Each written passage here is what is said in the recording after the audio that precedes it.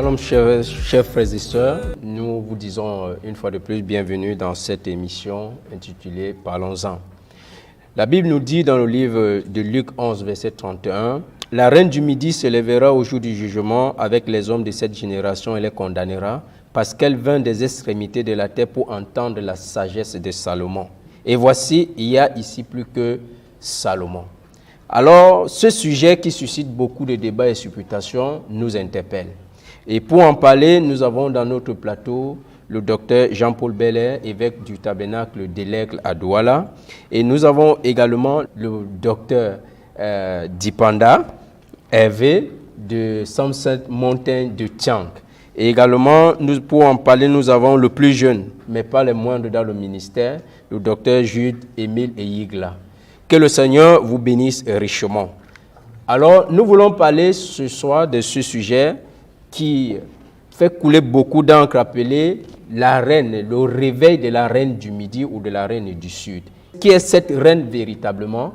Alors, nous disons déjà, nous accueillons nos invités. Shalom, docteur. Shalom, mon frère. Que le Seigneur vous bénisse richement. Merci beaucoup. Alors, bienvenue, docteur Hervé, qui nous vient de l'Ouest. Merci bien.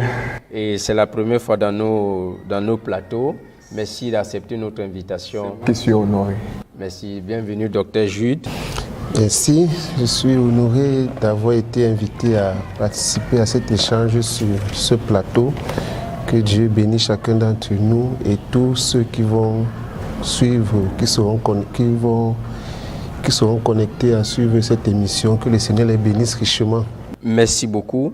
Le premier sujet qui est la création de l'homme et la sémence du serpent. Le deuxième sera la naissance et l'expansion des races.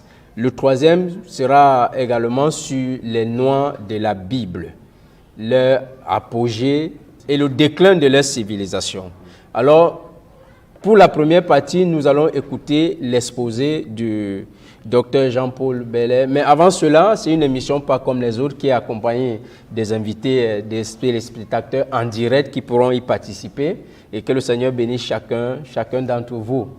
Et bienvenue dans cette émission. Alors nous écouterons d'abord l'exposé et puis nous allons l'animer par des questions et réponses.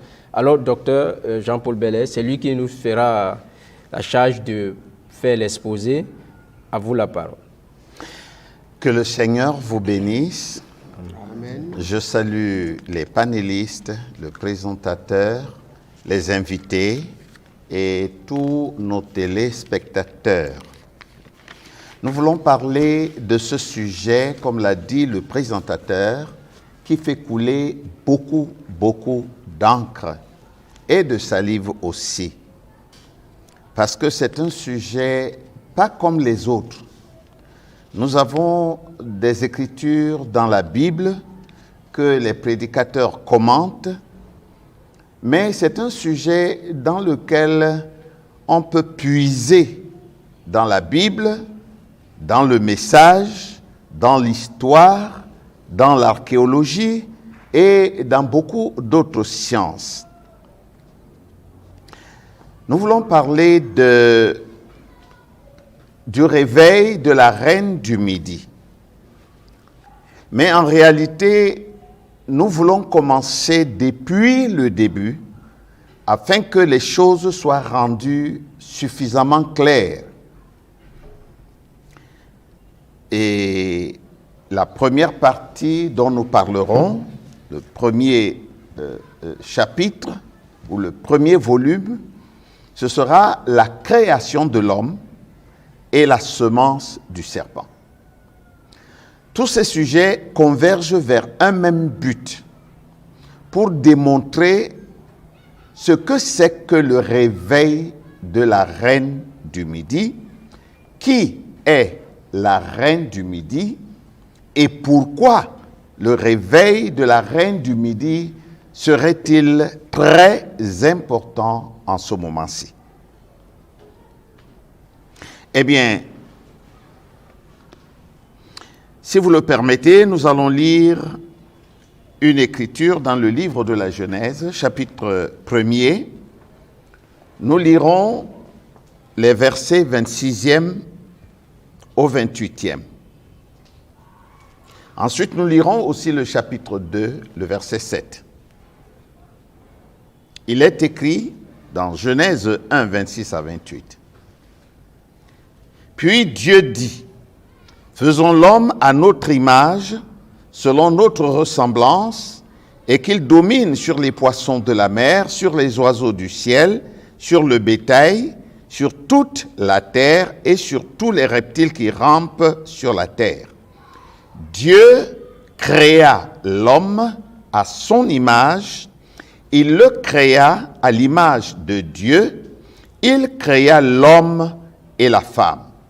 Dieu les bénit et Dieu leur dit, « Soyez féconds, multipliez, remplissez la terre et l'assujettissez, et dominez sur les poissons de la mer, sur les oiseaux du ciel et sur tout animal qui se meut sur la terre. » Nous voulons lire aussi le chapitre 2, verset 7.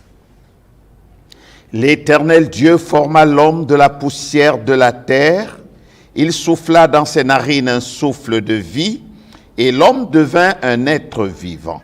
Puis l'Éternel Dieu planta un jardin en Éden, du côté de l'Orient, et il y mit l'homme qu'il avait formé. Ce sujet a beaucoup de controverses.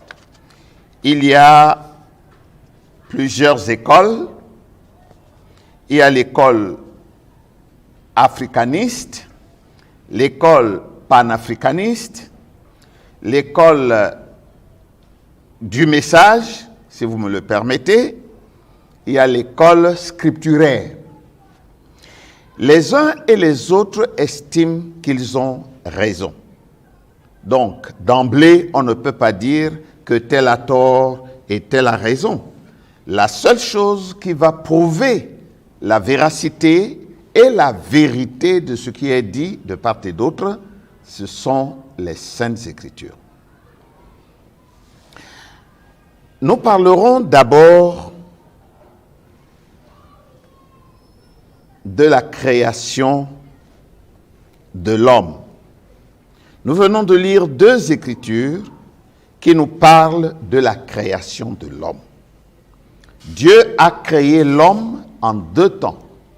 Il a d'abord créé à son image, et comme Dieu est esprit, cet homme était un homme esprit.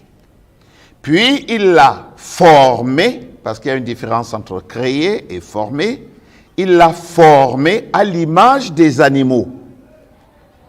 C'est-à-dire que Dieu a utilisé la poussière de la terre pour former l'homme physique.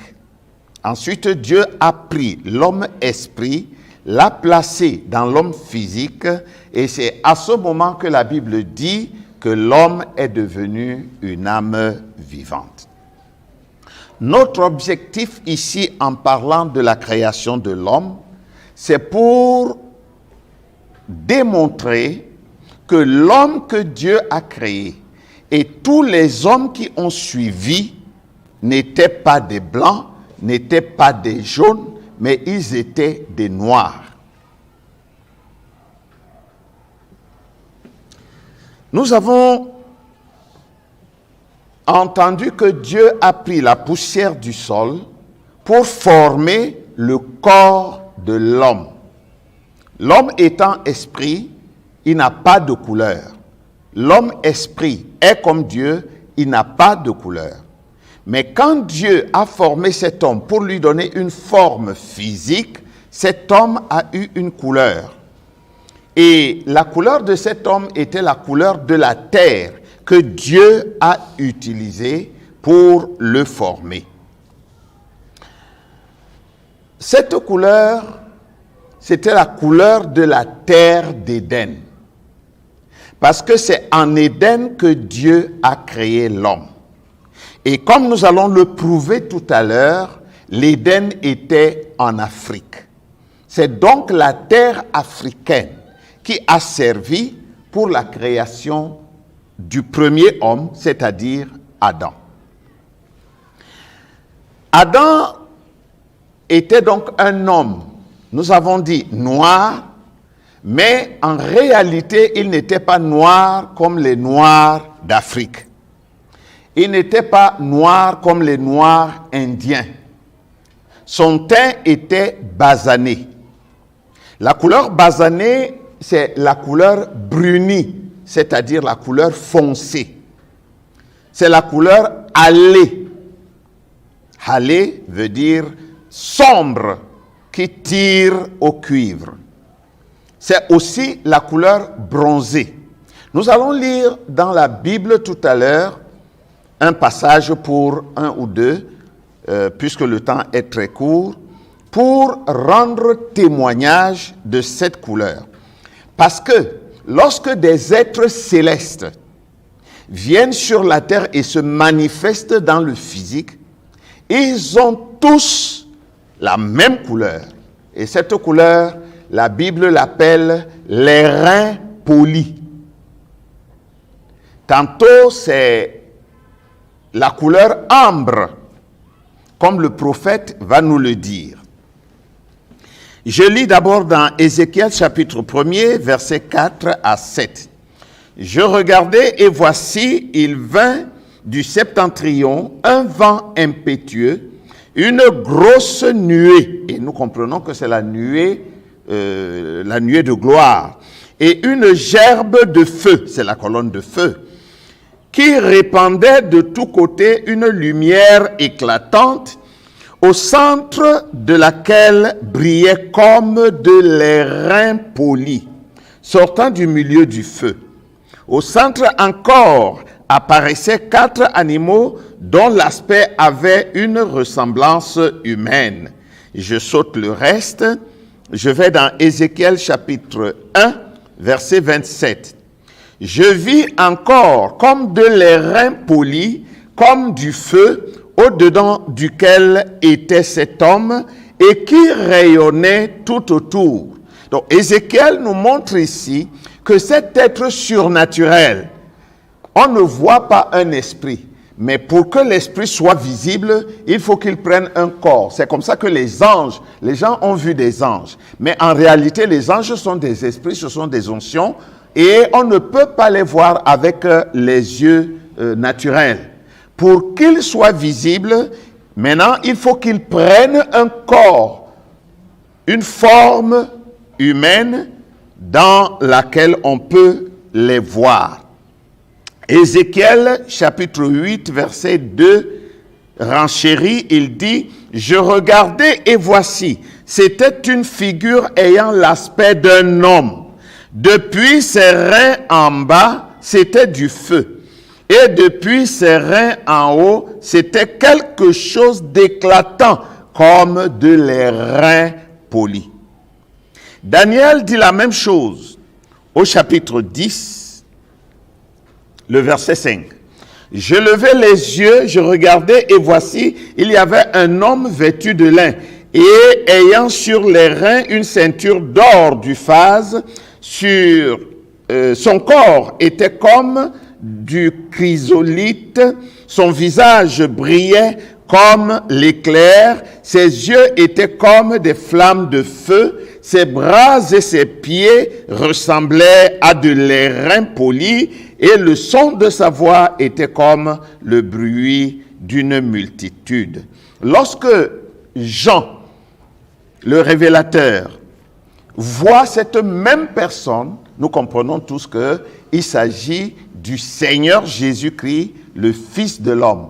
Et c'est lui que Jean a vu. Il dit au chapitre 1er, verset 15 de l'Apocalypse, « Ses pieds étaient semblables à de l'airain ardent. » Ardent, c'est-à-dire sorti du feu, brûlé au feu. Et quand on met de l'airain, n'est-ce pas, au feu, il prend une couleur beaucoup plus éclatante, beaucoup plus brillante. Donc, ses pieds étaient semblables à de l'airain ardent, comme s'il eût été embrasé dans une fournaise. Et sa voix était comme le bruit des grandes eaux. C'est le même Jean qui dit au chapitre 2, verset 18 de l'Apocalypse, « Écrit à l'ange de l'église de Thyatire, voici ce que dit le Fils de Dieu, celui qui a les yeux comme une flamme de feu, et dont les pieds sont semblables a les reins ardents. Les reins ardents, les reins polis et toutes ces autres couleurs, ça revient à une couleur qui est la couleur originelle ou originale dans laquelle Dieu a façonné l'homme. Le premier homme, c'est la couleur basanée. C'est du brun.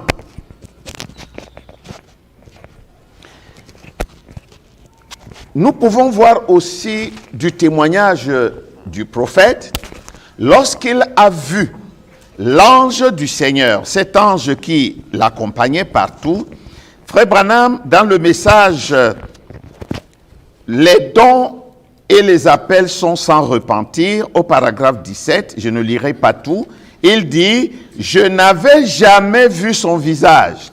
Il avait un teint sombre, plus proche des Espagnols et des Juifs. » Si quelqu'un entend ça, il saute sur ses pieds, il dit « Ah ben, les Espagnols, c'est des Blancs. » Non, Frère Branham parle ici des Espagnols originaux. C'est ceux qu'on appelait les morts. Ils étaient noirs. Pas d'un noir mat, comme nous, les Africains, mais d'un noir brillant. C'est pourquoi Frère Branham dit qu'il était il était sombre comme les Espagnols, plus proches des Espagnols et des Juifs. Parce que les Espagnols et les Juifs, nous le prouverons plus tard, sont des êtres sombres. Ils sont noirs, mais d'un noir légèrement différent du nôtre, un noir un peu plus clair que le nôtre. C'est pourquoi on utilise l'adjectif basané.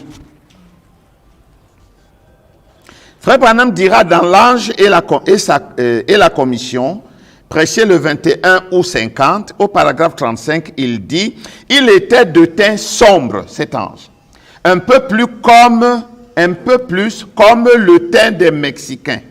Vous savez, comme les Espagnols ou une personne de teint basané. Les blancs ne sont pas basanés. Les jaunes ne sont pas basanés. La couleur basanée est une variante de la couleur noire qui va du noir foncé jusqu'au clair. Frère Branham va dire quelque part qu'il y a des noirs qui sont presque aussi clairs que les blancs. Mais ils sont des noirs. Ça, nous le verrons plus tard et nous expliquerons pourquoi ils sont aussi clairs. Nous pouvons même le dire tout de suite. Il y a des noirs qui sont très clairs comme des blancs. C'est simplement les gènes. Les gènes qui viennent soit du père, soit de la mère, soit d'un parent éloigné ou proche.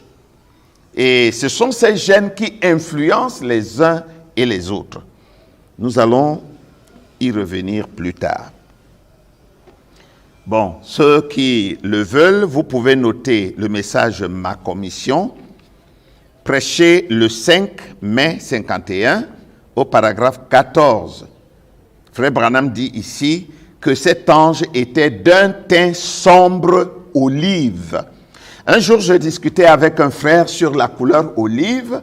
Il me dit, voilà, Frère Branham dit qu'il était olive, il n'était pas noir. Je lui ai dit non.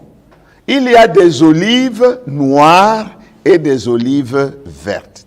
Et pour comprendre qu'il s'agit ici des olives noires, rapprochez cette citation de celle que nous venons de lire qui parle des morts, des Espagnols d'autrefois et des Italiens d'autrefois, les Romains d'autrefois. Ce n'étaient pas des Blancs. Ça, nous allons voir ça beaucoup plus tard.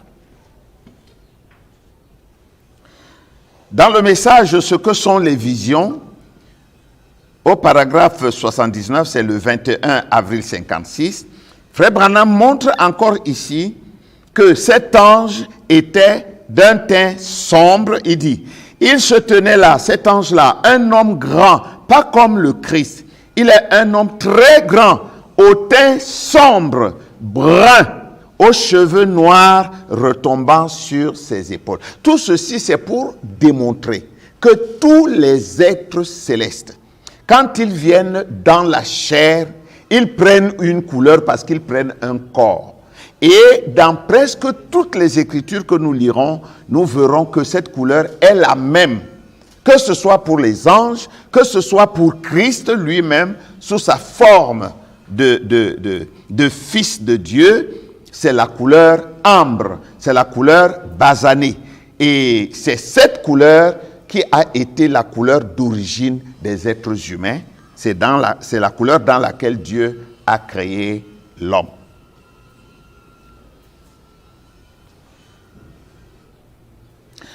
Le premier homme que Dieu a créé, c'était Adam. Le nom Adam ou Adama signifie être humain ou encore de terre rouge. Ça, nous avons pris ces explications, n'est-ce pas, des dictionnaires bibliques et des concordances bibliques. Donc, Adam signifie être humain de terre rouge. Adam n'était donc pas un blanc. Adam n'était pas un noir foncé. Adam n'était pas un jaune. Mais Adam était un noir brun, un noir clair. Et si Adam était basané, c'est-à-dire noir, parce que la couleur basanée, c'est la couleur des noirs. Si Adam était donc basané, cela signifie que Ève, sa femme, était aussi basanée. Cela signifie que leurs enfants authentiques étaient aussi basanés. Parce qu'un noir et un noir ne donneront pas naissance à un blanc. De même, un blanc et un blanc ne donneront pas naissance à un noir.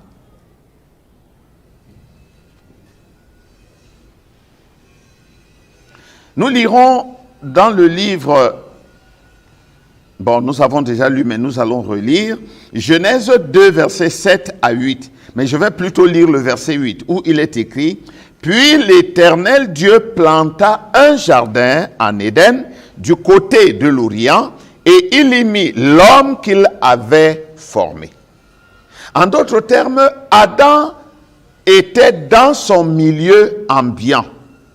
Dieu a formé Adam avec la terre de l'Éden, et l'Éden était en Afrique, et le jardin que Dieu a planté était à l'est de l'Éden. Maintenant, le prophète de Dieu va nous dire que l'Éden était le quartier général de Dieu. En d'autres termes, Dieu lui-même vivait en Afrique avec Adam et Ève. Dans le message L'Éden de Satan, prêché le 29 août 65, paragraphe 26, Frère Branham dit, « Quand il a fait tout cela, on en est finalement arrivé au quartier général de la terre qui fut établi dans un lieu magnifique, situé à l'est de l'Éden et appelé Jardin d'Éden. Dieu a établi le quartier général de la terre dans le Jardin d'Éden en Égypte. Maintenant, n'allez pas chercher l'Égypte des leucodermes qu'ils ont envahis. Il ne s'agit pas de la petite Égypte que nous connaissons maintenant. L'Égypte dans la Bible en général, c'est l'Afrique. Quand on veut parler de l'Afrique dans la Bible, on parle de l'Égypte, on parle de l'Éthiopie, on parle de la Libye. Voilà comment l'Afrique était appelée en ce temps-là. L'Afrique elle-même, c'est un nom que les Romains ont donné. C'est un Romain qui a donné ce nom au continent. L'Afrique ne s'appelait pas l'Afrique. L'Afrique s'appelait Alkeboulan, ce qui signifie la terre des hommes ou la terre des hommes noirs. C'est ça Alkeboulan. Ils ont changé, ils ont mis Afrique parce que, comme nous le verrons plus tard, l'objectif c'est d'effacer complètement la trace du noir à cause des... Comment est-ce qu'on appelle cela? À cause de la jalousie et à cause des antécédents, n'est-ce pas, qui ont commencé depuis l'origine des temps. Frère Branham dira dans le message « Si Dieu est avec nous, où sont alors tous les prodiges ?» Au paragraphe 138, Il dit, cette grande pyramide en Égypte se trouve si parfaitement au centre de la terre que peu importe où se trouve le soleil, il n'y a jamais d'ombre autour d'elle. L'Afrique est au centre de la terre. Dieu avait placé son quartier général en Afrique et en Afrique, il a créé l'Éden. En Éden, il a planté un jardin. Ce jardin était au centre de la terre, dit frère Branham, c'est-à-dire en Afrique. Dans Être persévérant, du 29 juillet 62, au paragraphe 38, frère Branham dira, « J'ai été en Égypte, là où se trouvent ces pyramides, le Sphinx. Nous ne pourrons pas reproduire cela si nous devrions le faire. Et cette pyramide est géographiquement placée au centre de la terre, à tel point qu'il n'y a aucune ombre autour de cela, peu importe la position du soleil. »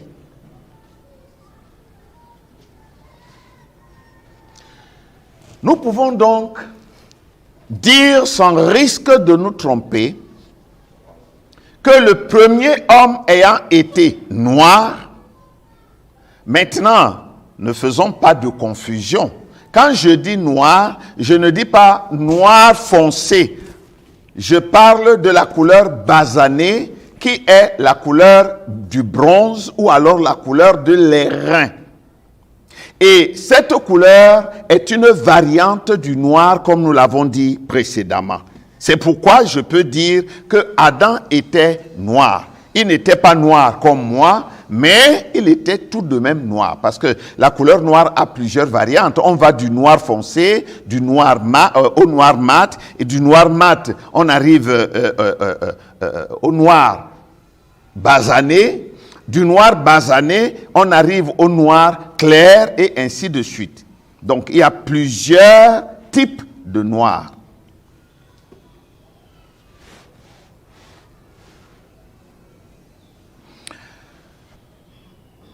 Les fils authentiques d'Adam ne pouvaient être que leur père.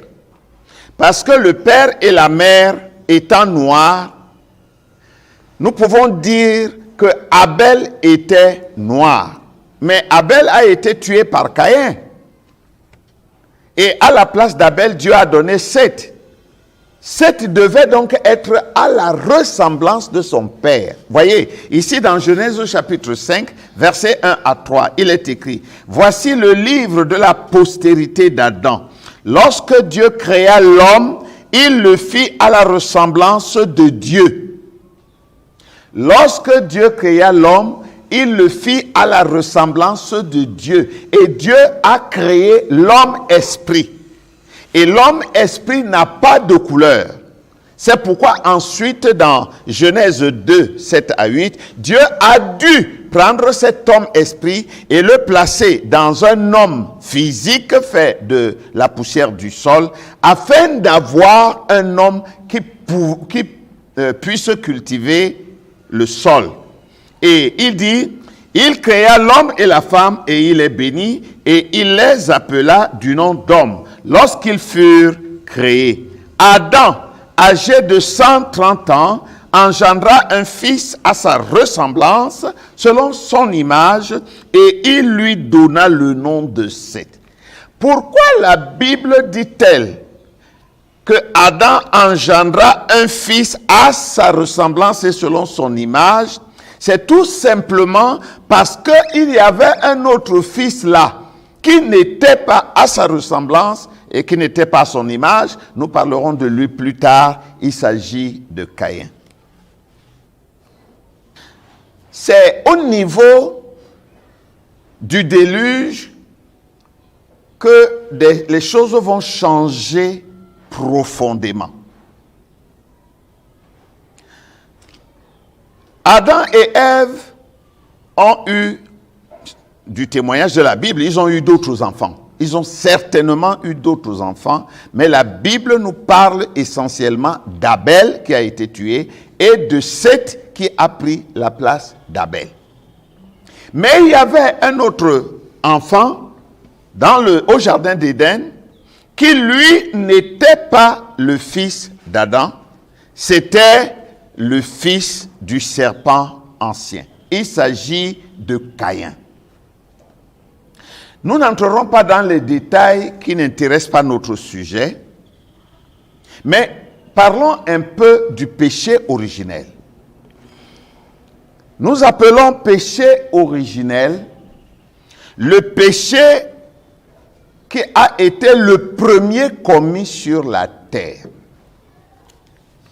Nous disons généralement que c'est l'adultère par le croisement sexuel entre le serpent et Ève. Dans une mesure, c'est vrai. Mais dans une autre mesure, ce n'est pas ça qui a commencé.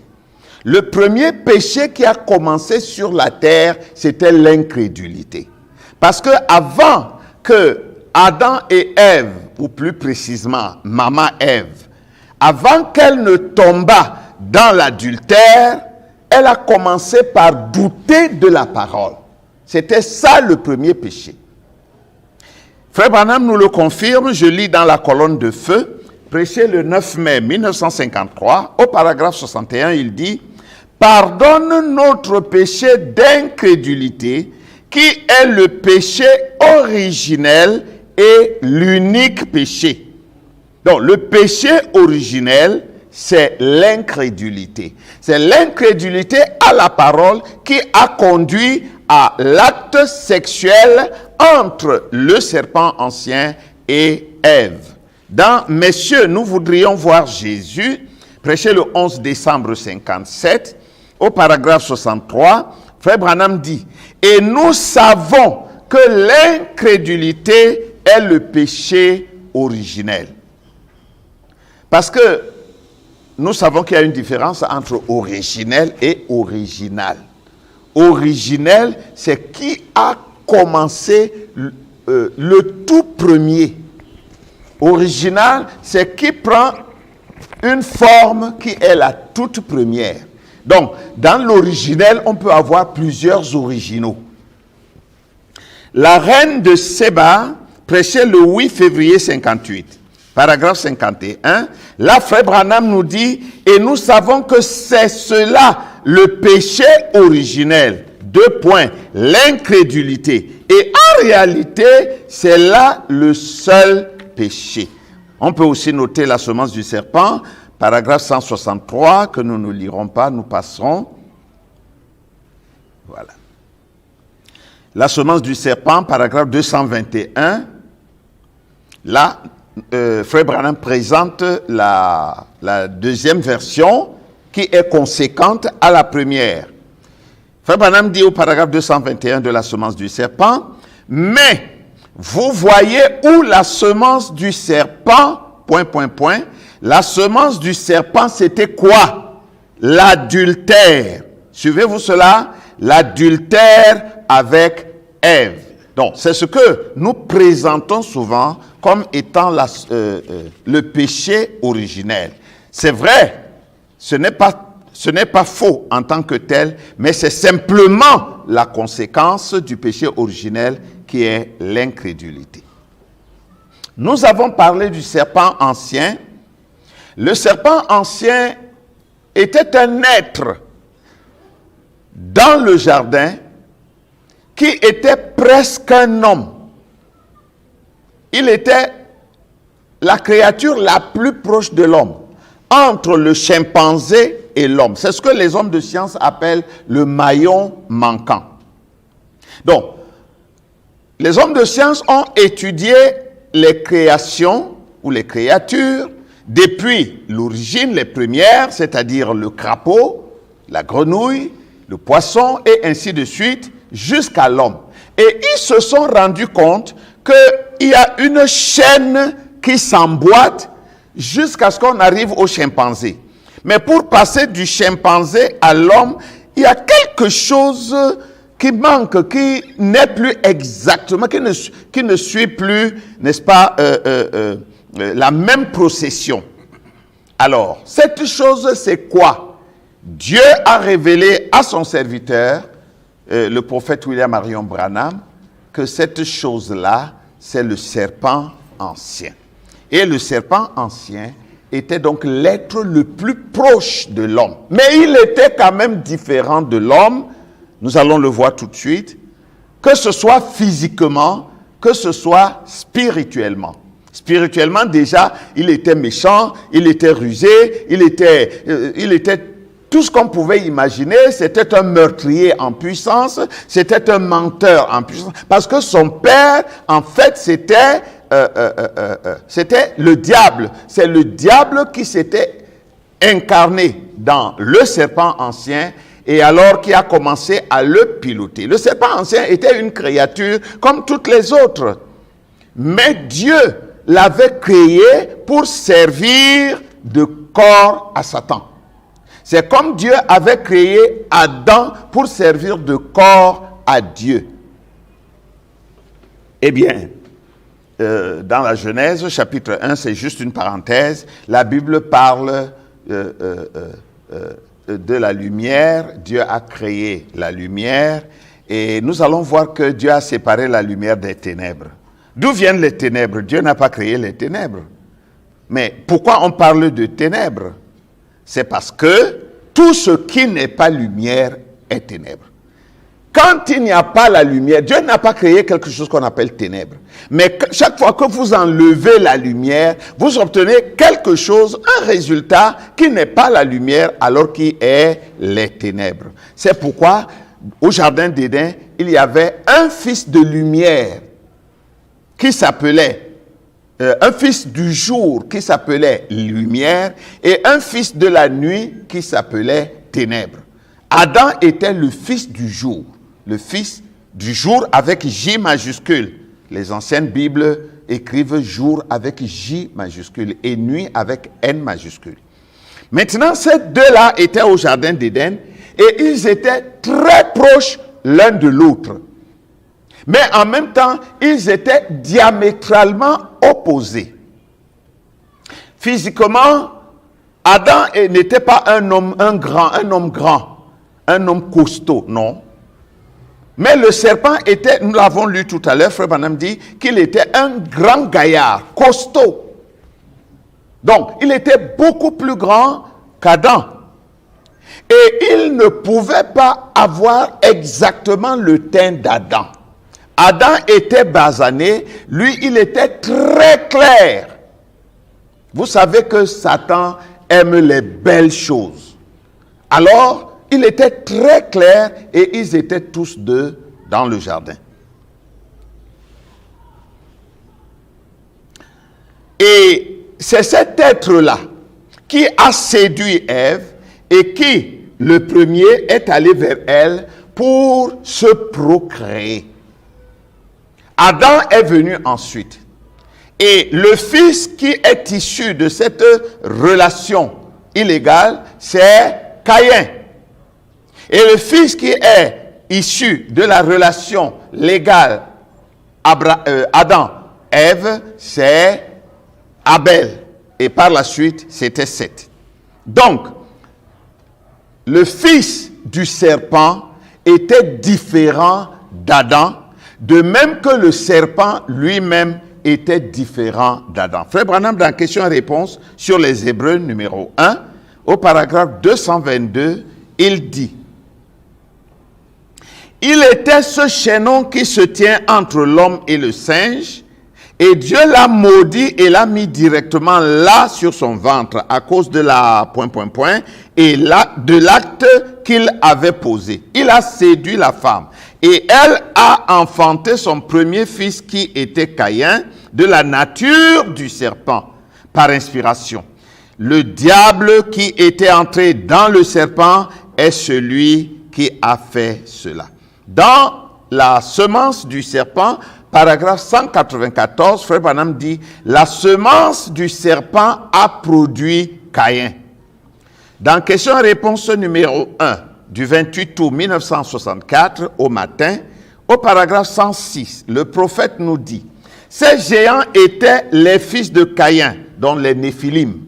Ils étaient les fils de Caïn, dont le père était le serpent, qui ressemblait en tout point à l'homme, mais c'était un type grand, gigantesque, plus grand qu'un homme.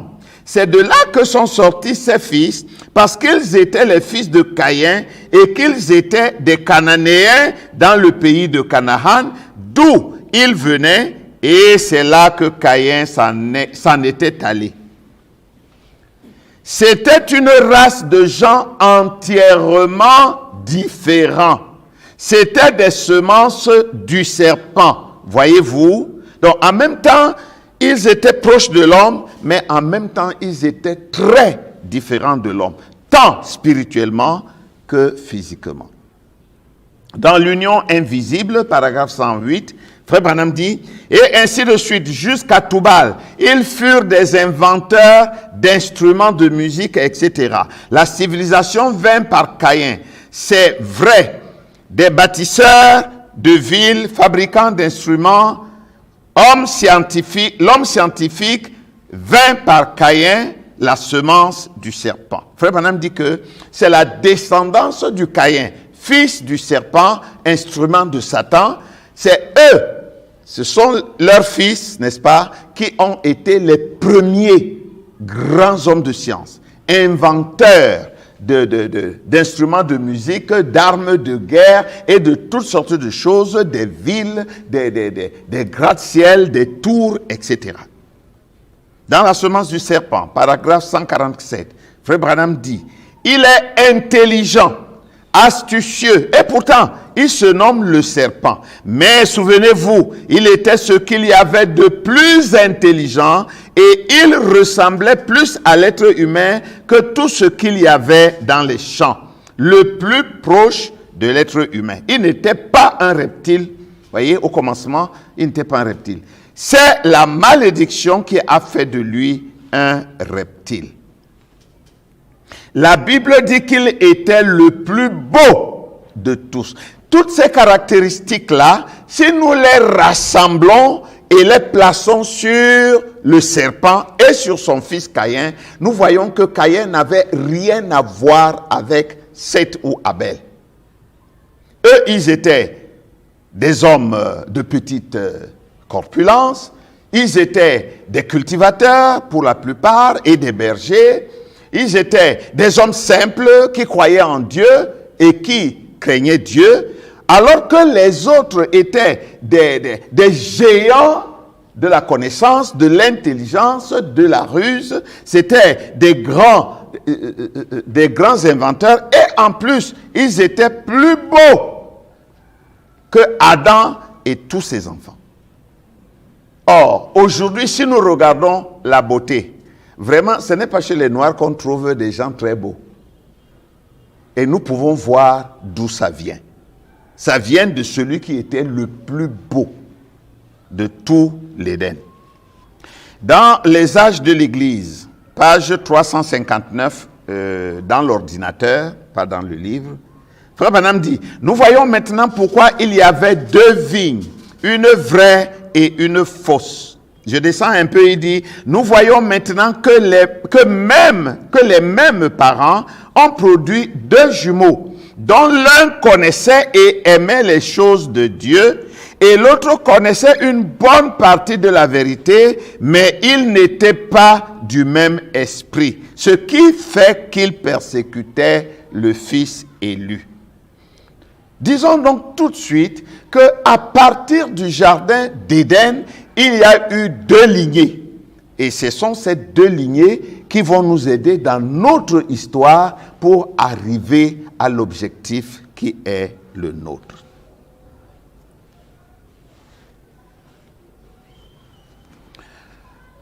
Nous avons dit que Adam et sa descendance étaient basanés. Ils étaient noirs. Et nous avons vu que Caïn était plus beau que tout ce qui était en Éden. Ce n'est pas que lui, il était blanc. Non. Mais il était tellement proche du blanc parce qu'il était beaucoup, beaucoup plus clair que tous ses frères et toutes ses sœurs de même mère. Caïn était donc un homme très beau, un homme très clair, un homme très attrayant. D'ailleurs, nous pouvons voir que Ève, du premier coup, a cédé. D'où vient la différence des couleurs de la peau? Ça a commencé au jardin d'Éden. Lorsque nous atteindrons l'évolution, l'expansion et l'évolution, n'est-ce pas, des races, nous allons voir qu'il y a une haine, et il y a toujours eu une haine indicible, une haine inextinguible entre une certaine race et les autres. Mais ne brûlons pas les étapes, continuons ainsi. Donc, la première cause de la différence des couleurs de la peau, c'était le métissage. Au jardin d'Éden, il y avait des hommes noirs et il y avait des hommes clairs, très clairs. Et nous savons que par la suite, et Frère Branham nous le dit, Caïn a dû, pour se marier, prendre sa sœur, sa demi-sœur, donc sa sœur de même mère, qui était une fille d'Adam. Parce qu'il n'y avait pas une autre femme en Éden à ce moment-là, n'est-ce pas, pour avoir des enfants. Il n'y avait que Ève et son mari était Adam. Or, Ève n'a pas donné des filles au serpent. Ève a donné un homme. Et cet homme devait se marier. Et cet homme était un homme. Parce que Caïn était un homme. Mais il était seulement... il y avait des différences. Comme nous avons vu tout à l'heure, il était un grand homme, un colosse. Quelqu'un qui mesurait des mètres, peut-être 2, peut-être 3. Je ne sais pas. Parce que lorsque nous voyons ces enfants, les Néphilim par la suite, nous verrons que c'est des gens de près de 4 mètres, certains d'entre eux. C'était des géants. Donc, c'est le métissage qui, au jardin d'Éden, qui en premier a influencé la couleur de la peau des gens. Ça, c'est la première cause. Frère Branham dit dans le message question-réponse sur la Genèse, paragraphe 115, que Caïn a épousé sa propre sœur. Comme nous venons de le dire, Frère Branham le confirme ici. Dans question-réponse sur les Hébreux, 3e partie, paragraphe 608, Frère Branham confirme la même chose. Ainsi, Caïn connut sa femme et c'était sa sœur. À ce moment-là, c'était permis. Il n'y avait pas encore beaucoup de gens sur la terre. Jésus-Christ est le même, hier, aujourd'hui et éternellement, du 13 novembre 55, paragraphe 51. Frère Branham dit, un Samaritain était, on dirait, un métis entre les Juifs et les gentils. Donc, Caïn était une sorte de métis. C'est-à-dire, il provenait de 2 essences différentes, de 2 espèces différentes. Il était donc un homme métissé.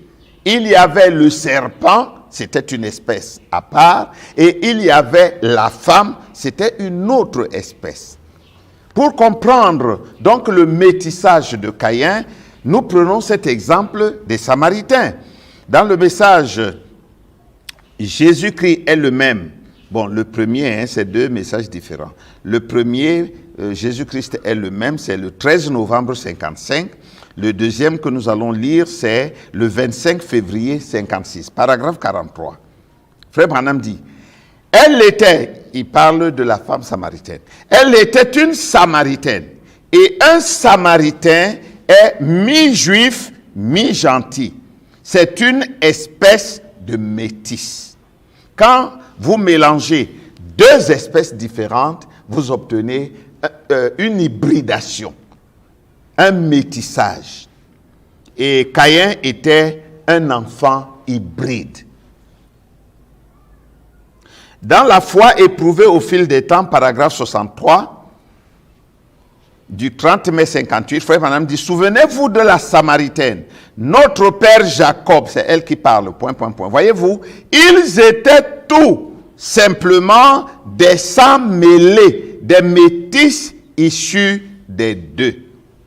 C'est pour cette expression-là que j'ai lu ce passage. Des sangs mêlés, des métis. Caïn était un sang mêlé. Quand vous prenez un blanc et vous le mettez avec une négresse, ils produisent un métis. Mais si vous prenez un noir, vous le mettez avec une blanche, vous obtenez une mulâtresse ou un mulâtre. Donc, c'est toujours un mélange, c'est des sangs mêlés.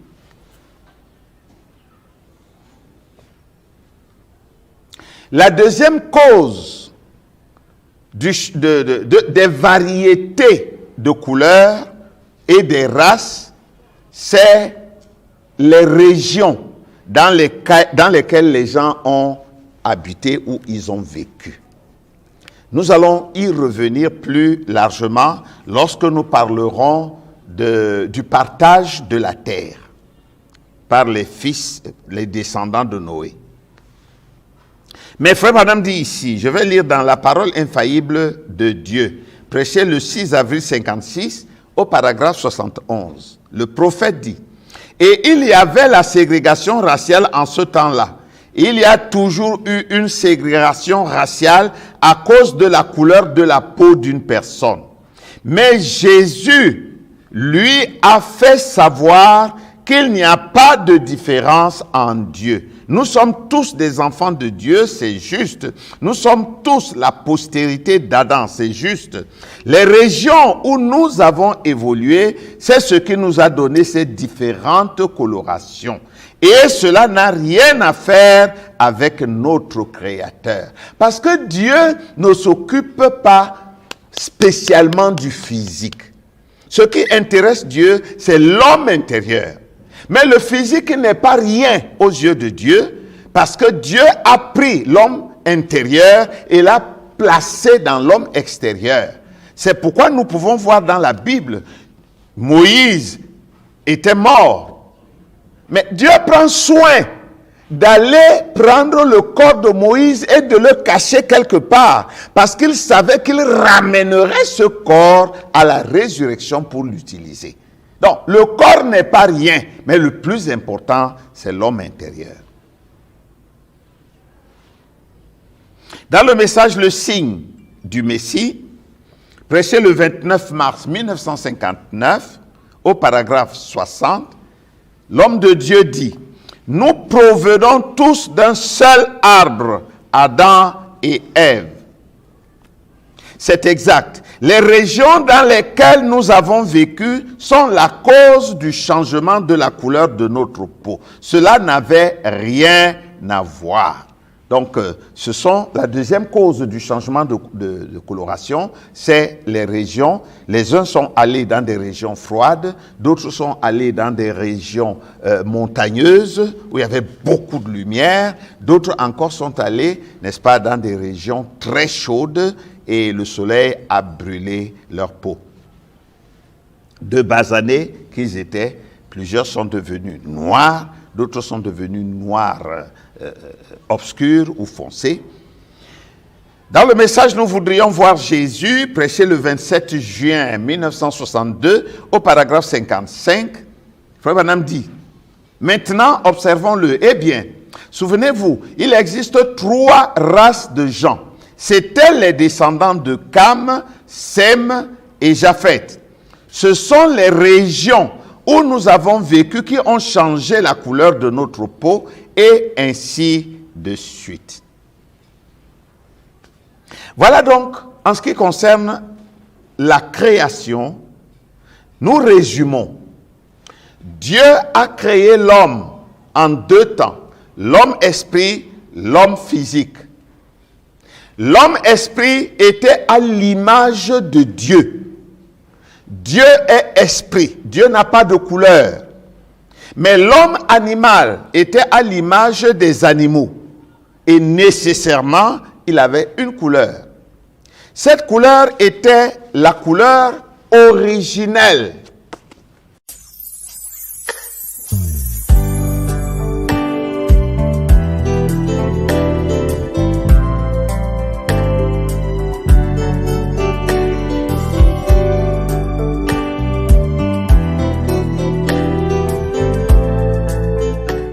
Après la courte respiration, nous revenons dans la séance des questions où nous voulons en savoir beaucoup plus. Moi particulièrement, j'en ai quelques-unes, mais il y a une qui me tient à cœur, Dr Jean-Paul. Vous avez parlé de la différence des deux enfants, à savoir Seth, parce que Abel était mort, Seth et Caïn étaient différents. Vous avez dit que la descendance d'Adam était africaine. Est-ce à comprendre clairement que Caïn était un blanc? Non, je ne l'ai pas dit. Je n'ai pas dit que Caïn était un blanc, mais j'ai dit que Caïn était plus beau que Seth, et plus beau, nous le savons aujourd'hui quand nous regardons entre les couleurs. D'ailleurs, nous savons tous que les petits noirs aimeraient être des blancs. Même les grands noirs, c'est-à-dire des gens matures, c'est pourquoi nous voyons nos femmes se décolorer pour devenir des blanches, et même certains hommes le font. La couleur du blanc est meilleure à celle du noir, c'est-à-dire à la vue humaine. Et nous savons que le roi de la beauté, c'est Satan. Donc, je n'ai pas dit que Caïn était un blanc, mais j'ai dit, selon que j'ai lu aussi dans la parole de Dieu, que Caïn était plus beau que n'importe quoi d'autre qui était dans les champs. D'accord, docteur. Mais jusque-là, ma question, je ne comprends pas très bien. J'aimerais savoir, si Caïn n'était pas noir, Caïn était de quelle couleur? Je n'ai pas dit que Caïn n'était pas noir. C'est pourquoi j'ai cité Frère Branham, qu'il dit qu'il y a des noirs qui sont vraiment foncés. Il dit les Indiens, par exemple, les hindous, pardon. Il dit qu'il y a des noirs d'Afrique, c'est ce que eux, ils ont décidé d'appeler l'homme de couleur, parce que je ne sais pas sur quelle base, mais ils ont dit que c'est les hommes de couleur. Il y a le noir qui est le nôtre, le noir de l'homme africain. Mais parmi les hommes noirs, Frère Branham dit qu'il y en a qui sont tellement clairs qu'ils sont comme des blancs. Or, la couleur des blancs, c'est la couleur... bon, Frère Branham les décrit, j'ai une citation quelque part, il dit que ce sont des anglo-saxons. Pourquoi les appelle-t-on anglo-saxons? Parce qu'ils étaient tellement différents des autres, ils étaient comme des anges. Et tout le monde sait que les anges sont toujours plus beaux. Donc est-ce à dire que Caïn est noir, mais Caïn, variété à la base, oui, il était africain, parce que même le serpent était au jardin d'Éden, c'était en Afrique, c'était la terre noire. On sait que Dieu a créé tous les animaux de la poussière de la terre. Et Dieu n'a pas créé certains animaux en Amérique, d'autres en Asie, d'autres en Afrique. Non, il a créé tous les animaux en Afrique. Il a donc tout créé à partir de l'Afrique. Même les animaux, même le serpent était africain, il était noir. Est-ce qu'il y a quelque chose qui le prouve? La parole de Dieu dit, et Dieu prit la poussière du sol. Il y a des versions qui disent, Dieu prit le limon de la terre. Or, le limon, c'est quoi? C'est une terre mélangée à des feuilles pourries et à tous les objets. En fait, c'est une terre noire. Voilà. Pour le téléspectateur ou celui qui n'est pas dans le message, comment fera-t-il pour savoir qu'effectivement l'Éden était en Afrique? Est-ce qu'il y a des écrits de la Bible qui le prouvent? Est-ce qu'il y a des écrits de la Bible? Non, pas directement. Mais il y a l'histoire, il y a l'archéologie, il y a des recherches scientifiques qui prouvent. C'est pourquoi j'ai dit tout à l'heure que même les grands scientifiques aujourd'hui reconnaissent. Parce que lorsque un homme comme Cheikh Anta Diop parlait de l'origine de l'humanité à partir de l'Afrique, les gens ne croyaient pas, il était comme un écervelé. Mais aujourd'hui, je dis, les grands scientifiques dans le monde entier confirment que la vie a commencé en Afrique. Tout au moins la vie humaine. C'est vrai, nous allons passer aux autres questions. Sur la même question, si vous Oui. me le permettez. Parce que le docteur Jean-Paul Bellet a dit tout à l'heure que lorsqu'on parle de l'Égypte, Oui. il ne s'agit pas de l'Égypte, le pays que nous avons aujourd'hui, Oui. il s'agit de l'Afrique. Oui. Donc, mais à côté de ça, vous avez encore lu une autre écriture où l'Égypte, maintenant, dont il est question, est localisée à l'endroit où il y a des pyramides. Oui. C'est-à-dire le jardin d'Éden est localisé à l'endroit où il y a les pyramides. Et là où nous savons qu'il y a les pyramides dans le monde aujourd'hui, c'est en Égypte. Donc l'Égypte dont il est question, dont la Bible parle, certes peut signifier l'Afrique, mais peut aussi signifier Bien, quand vous Égypte, parlez, pays oui. quand vous qui est parlez des naturellement dans le pyramides, Moyen-Orient. quand vous parlez des pyramides et vous parlez du jardin d'Éden, c'est deux choses différentes. Frère Branham n'a pas dit que les pyramides étaient là où il y avait le jardin d'Éden. Mais Frère Branham a dit que les gens de cette époque-là, ils ont bâti des pyramides, ce que nous ne pouvons pas faire aujourd'hui. Ils ont bâti le Sphinx, ce que nous ne pouvons pas faire aujourd'hui. Et il dit que le jardin d'Éden était en Afrique. Donc ils ont bâti aussi les pyramides. Permettez-moi, il y a la précision du centre de la Terre. Oui. Donc, parce que le jardin était au centre de la Terre, Oui. et les pyramides ont été bâties au centre de la Terre. Maintenant, quand on dit le centre de la Terre, ce n'est pas comme cette table-ci. Hein? Parce que le centre, on peut dire le centre de cette salle, c'est quelque part là. Mais ce centre peut être plus grand ou plus petit. L'Afrique tout entière, d'ailleurs je l'ai dit dans mon exposé, que l'Afrique est au centre de la Terre. L'Égypte, qui est l'Afrique, est au centre de la Terre. Maintenant, dans l'Égypte, Dieu a planté un jardin. Et ce jardin était au centre de la terre. Donc, il y a le centre du centre, mais il y a aussi l'Est, l'Ouest, le Nord et le Sud du centre. Oui. Est-ce que je me fais comprendre? Très bien. Voilà. Bon, je prends cette tablette, elle est au centre de la table, Oui. bien entendu. Mais étant au centre de la table, elle a le nord de la table, le sud de la table ou le sud de la pyramide, si vous voulez. Il y a l'ouest de la pyramide, il y a l'est de la pyramide. Donc, les pyramides sont en Égypte, c'est-à-dire en Afrique. Le jardin est en Afrique. Mais on n'a pas dit que le jardin d'Éden était dans l'Égypte pays. Les pyramides sont dans l'Égypte pays, tel que nous connaissons aujourd'hui. Parce que je vais dire ceci, quand on dit que Dieu avait planté un jardin, ce n'était pas un jardin comme celui qui est derrière la maison. Le jardin, c'était un vaste espace. Donc, il pouvait avoir des pyramides à l'est, avoir le Sphinx, c'est un exemple que je prends, à l'ouest, avoir l'Euphrate au sud, avoir... C'est tellement vaste que tout cela pouvait y entrer. Enfin, on comprend que c'était immense et on ne peut pas localiser ça. Voilà, il s'agit donc de l'Égypte-Afrique. Parce Mais que tout- l'Afrique mais tout de même, allait tout jusqu'au était en Yémen, Égypte. jusqu'en Irak, jusqu'en Palestine. C'était toujours l'Afrique à cette époque-là. Je ne sais pas si vous permettez. Oui, allez-y. Pour ajouter Docteur. à ce qui a été dit par rapport à la question, est-ce qu'il y a une référence en dehors du message qui montre que le jardin d'Éden était en Afrique? Je prends ici dans Genèse chapitre 13, le verset 10, et il est écrit: Lot leva les yeux et vit toute la plaine du Jourdain qui était entièrement arrosée avant que l'Éternel eût détruit Sodome et Gomorrhe. C'était jusqu'à Tchoar, comme un jardin de l'Éternel, comme le pays d'Égypte.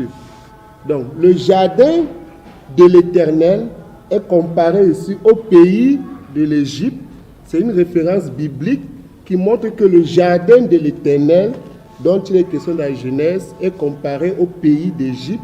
Donc, l'Éden était en Afrique, comme Frère Branham l'enseigne. Bon, maintenant, l'Éden peut se situer même... Les géographes ont une zone en Afghanistan et consorts qu'ils appellent le croissant fertile. Parce que, et lorsqu'on localise où se trouvait l'Euphrate se trouvait justement dans cette portion-là.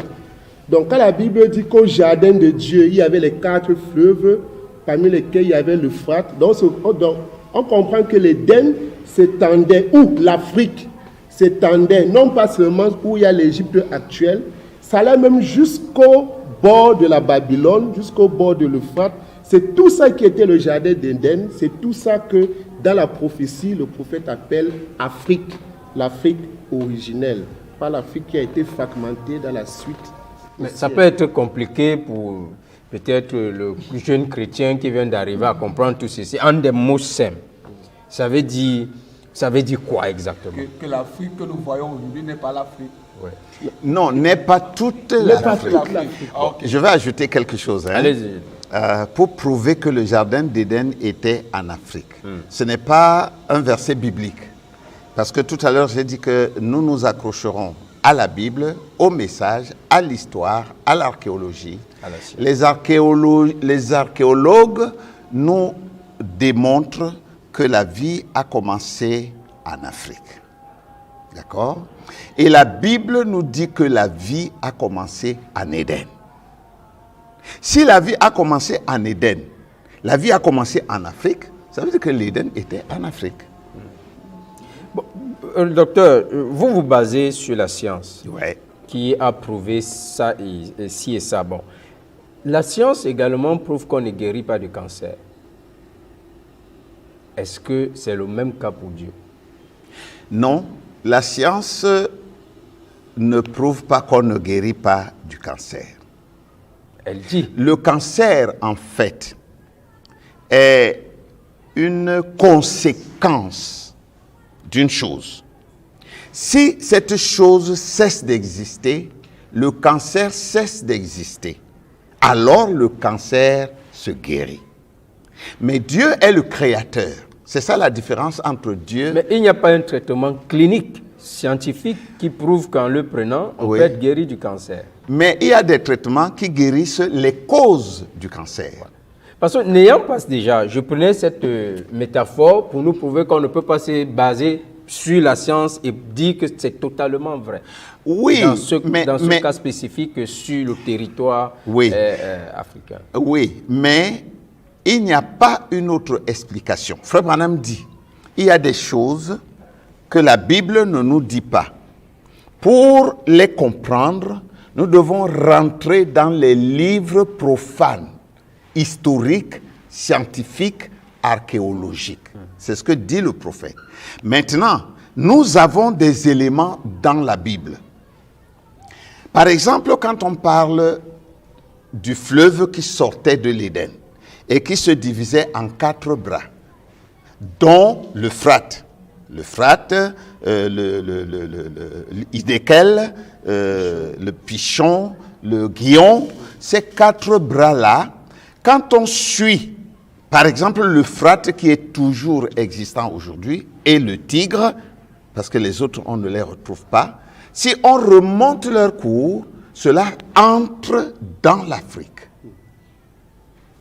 Maintenant, beaucoup de choses ont changé avec les climats qui changent permanemment. Il arrive qu'on ne peut plus rentrer jusqu'à la source de ces fleuves et retrouver le jardin d'Éden. Dieu l'a caché, parce que Dieu a mis des séraphins pour empêcher à l'homme d'y entrer. Bon, mais pour le moment, tous ces éléments nous ramènent seulement en Afrique. Même si dans la Bible, il n'y a pas un verset noir sur blanc. Mais on doit quand même le croire. Oui, on doit le croire. Pourquoi? Parce que toutes les autres sciences prouvent que l'origine de toute chose, c'est en Afrique. D'accord. Nous arriverons à une question sur la coloration des couleurs, mais avant cela, je crois que nous allons prendre la question du docteur Hervé Dipa. Voilà, j'avais juste une question sur la couleur. On peut aller. Allez-y, allez-y. Voilà. Le docteur disait tout à l'heure que Adam, signifie teint rouge. Ouais. C'est-à-dire que Adam, avec une couleur, il a parlé de teint basané, c'est-à-dire teint sombre. On est d'accord là-dessus. Bien. Maintenant, par rapport à ça, et de là a été tiré également tous les animaux qui existent. Oui. Tous les animaux. Oui. Mais pourtant, on a aujourd'hui des animaux. Tous les animaux à l'origine. À l'origine, Ouais. voilà. Mais on a tous les animaux aujourd'hui qui existent avec une couleur différente de celle de la terre. De même qu'il y a des hommes avec des couleurs différentes de celles de la terre. Ah, ok. Vous ne trouverez Mais pas. là, docteur, je vais enchaîner avec une autre question. Oui. Si tel est le cas, Oui. et que j'ai un enfant qui peut naître au Mexique, Oui.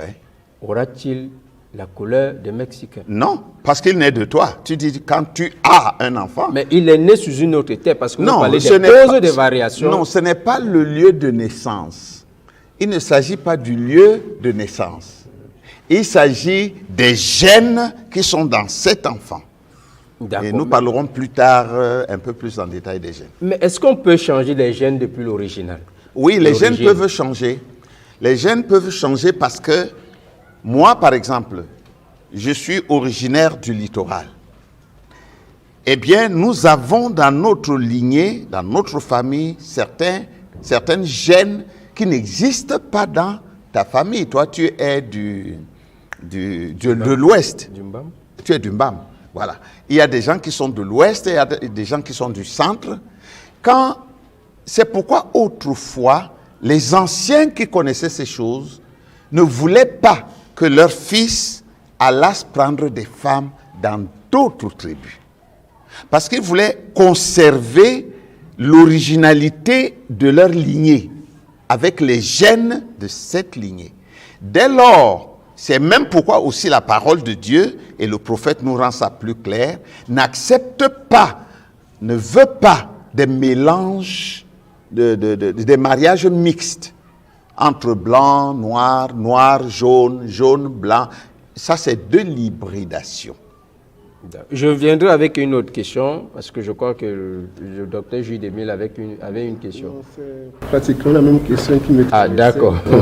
Là maintenant, Est-ce qu'on a trouvé satisfaction sur la réponse? c'est pas convaincant parce que j'aimerais ajouter autre chose. Ouais. On dit aussi que le climat joue. Bon, il y a eu la traite négrière. Ça fait qu'il y a certains Noirs qui vivent dans des zones froides depuis des siècles aujourd'hui. Ils sont Mais d'autres sont restés noirs et noirs obscurs. Ouais. D'autres aussi sont devenus tellement clairs qu'ils sont presque comme des blancs. Oui, donc- Allons voir en Amérique. Donc je sais donc pas si le climat Ouais. joue à faveur de certains et en défaveur des autres. Tout le monde n'est pas... Nous ne sommes pas faits... Frère Branham dit que nous ne sommes pas faits comme des parpaings. Oui. Nous sommes des pierres taillées. Si tu vas tailler des pierres, tu ne peux pas obtenir toutes les pierres exactement de la même forme. Bon. Parce que ce n'est pas un moule. Maintenant, en Éden, il y avait un climat unique.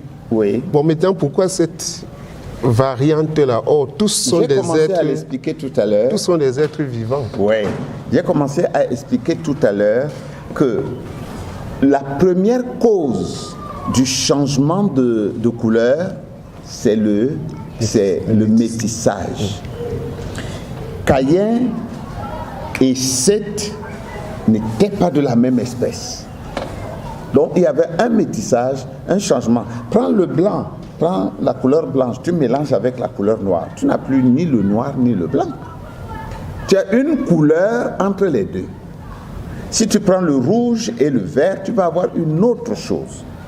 Maintenant, au départ, Dieu n'a pas créé des animaux. Je veux dire plusieurs animaux de chaque espèce. Dieu a créé deux. Et ces deux étaient identiques. Voilà. Maintenant, le singe a un pelage noir.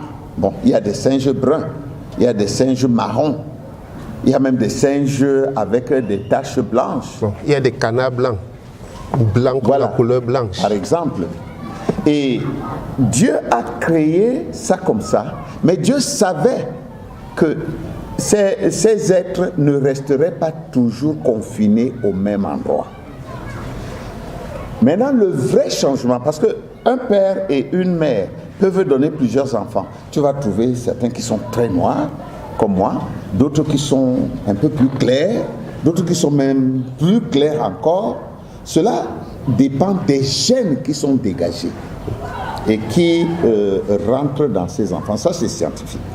Maintenant, quand nous revenons dans la parole de Dieu, je n'ai pas encore touché ce domaine-là, mais je peux toujours brosser ça un peu. Les gens qui étaient en Éden, en Afrique, au départ, étaient presque tous, plus ou moins, noirs. Même les animaux. Même les animaux. Dieu a créé des animaux différents. Dieu a créé des animaux différents. Dieu n'a pas créé les oiseaux de la même couleur de la même couleur que peut-être certains animaux. Les chevaux, par exemple, n'étaient peut-être pas comme les singes. Puisqu'on n'était pas là-bas, comment saurons-nous? C'est pourquoi je dis peut-être. Je dis peut-être parce que c'était là l'objet de ma question, parce que si Adam, qui a été créé de la même terre que les animaux, était noir, on devrait trouver tous les animaux noirs en réalité. Puisqu'ils sont tous sortis de la même couleur de la même terre. Attendez. Est-ce que nous étions là-bas pour voir ces animaux, pour dire qu'ils n'étaient pas tous noirs? Bon, comment on était pour là-bas pour voir? Je pense que c'est l'exposant qui est en train de nous amener là-bas. Non. Quel support pouvons-nous avoir pour la tester avec autant d'assurance? Nous avons le message, nous avons la science, nous avons l'archéologie qui peuvent nous amener là. Bon, est-ce qu'on peut prouver? Tu peux prouver à un païen que Dieu existe? Je voudrais avancer. Là, on n'est pas dans les conjectures, révérend. Non. On peut prouver on a des éléments. On a des éléments. Qu'est-ce que la science fait? La science commence par l'observation. Ensuite, la science évolue dans l'expérimentation. Et puis la science aboutit à la preuve, aux preuves, donc à la manifestation. Maintenant, la science a étudié ces choses. La science est allée jusqu'à sonder les terres, sonder les origines des choses et remonter la pente. La science nous dit que c'est comme ça que ces choses se sont passées. Et Frère Branham, il n'est pas contre la science. Il soutient, il appuie la science. Ok. En nous donnant je crois que c'était 2 mots pour les changements de couleur. Ouais. Il a parlé du métissage et de la région d'habitation. Oui. Voilà. Donc, en nous donnant ça, je semblais percevoir par là que le docteur voulait nous dire que Caïn, il vient d'un métissage, différemment des autres qui peuvent venir plutôt d'un changement de couleur. Non, d'un changement de couleur dû, par exemple, à la région dans laquelle ils ont habité. Est-ce qu'on pourrait, lorsqu'on voit donc un noir ou un blanc, savoir que tel est métis, ou alors il est dû à un changement de métissage, ou alors l'autre est dû à un changement de région climatique? Quand nous continuerons dans notre enseignement, puisque c'est progressif, oui, nous atteindrons le point où la semence du serpent ne sera plus physique, elle sera spirituelle. Oui. Ça veut dire que quelqu'un de la descendance de Seth pourra donner un fils de Caïn.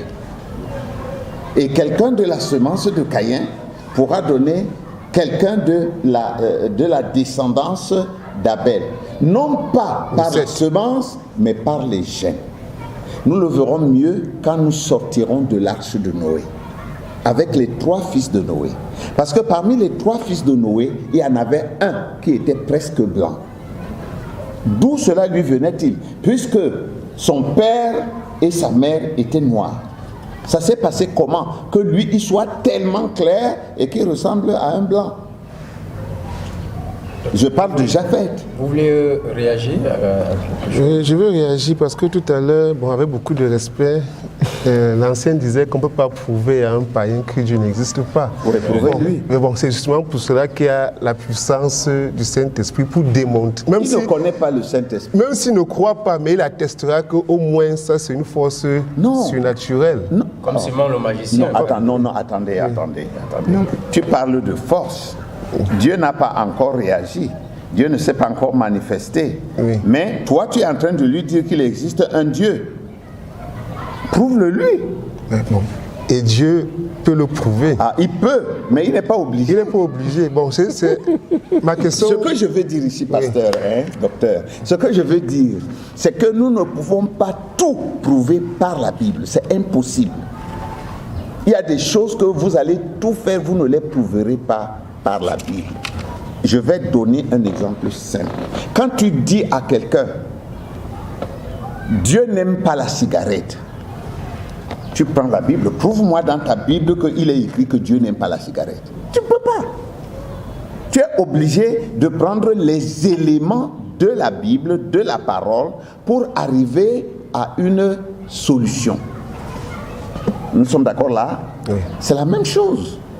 La Bible ne dit pas noir sur blanc que Adam était noir. Mais quand nous partons des faits, des écrits de la Bible et des faits de la science et que nous mettons les deux ensemble, alors nous comprenons que ça doit être la vérité. Maintenant, ça devient un fondement lorsque il y a le résultat de la puissance du Saint-Esprit pour attester que c'est ma pensée. Donc c'est pour ça que je disais qu'on ne peut pas prouver avec les explications l'existence de Dieu à un païen, mais la puissance peut vivifier là, exactement. Donc maintenant, c'est comme ce dont nous parlons là. Oui. Hein? L'un va croire, l'autre ne va pas croire. Oui. Tout à fait. Même si tu apportes d'ailleurs nous le savons au milieu des prédicateurs, tu vas apporter même les écritures, quelqu'un va te dire que ce n'est pas comme ça, il va interpréter ça à sa manière, il ne croit pas, c'est tout. Tu ne peux pas faire autrement. Mais quelle devrait être la base de la foi? Puisque la Bible dit que la foi vient de ce que l'on entend. C'est que l'on entend de la parole de Dieu. Ouais. Est-ce que ce n'est pas suffisant pour amener quelqu'un à croire? Surtout, puisque c'est une émission chrétienne, dans un débat comme celui-là, comment faire pour savoir? Puisque c'est un sujet vraiment non seulement passionnant, mais qui fait couler beaucoup d'encre. Maintenant, pour le savoir, être convaincu que nous sommes dans la vérité, est-ce qu'il n'est pas important d'avoir... Bon, je ne veux pas dire systématiquement, parce qu'également aussi... mais la Bible aussi va nous dire que la parole de Dieu ne fasse l'objet d'une interprétation particulière. Est-ce que nous ne sommes pas dans ce débat? Est-ce que catégoriquement nous pouvons dire qu'il est fondé? Bon, maintenant, est-ce que la parole de Dieu nous dit que la vie a commencé en Éden? Nous répondrons oui. Est-ce que la parole de Dieu nous confirme que l'Éden était en Afrique? Je dis oui, parce que nous avons les déclarations du prophète. Un prophète, c'est un prophète pour tout le monde, mais ceux qui ne croient pas en lui, ils sont dans les ténèbres. C'est pourquoi nous parlons de lumière et de ténèbres. Les enfants d'Israël, il y avait une seule colonne de feu. Elle donnait la lumière à Israël, et ça lui permettait d'avancer, et donner les ténèbres aux Égyptiens, ça leur permettait de s'arrêter. La parole de Dieu vient, et elle vient avec des éléments.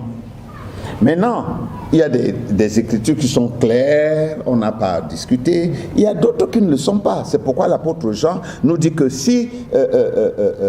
que tout n'a pas été écrit. Tout n'est pas écrit. Dieu nous a donné l'essentiel.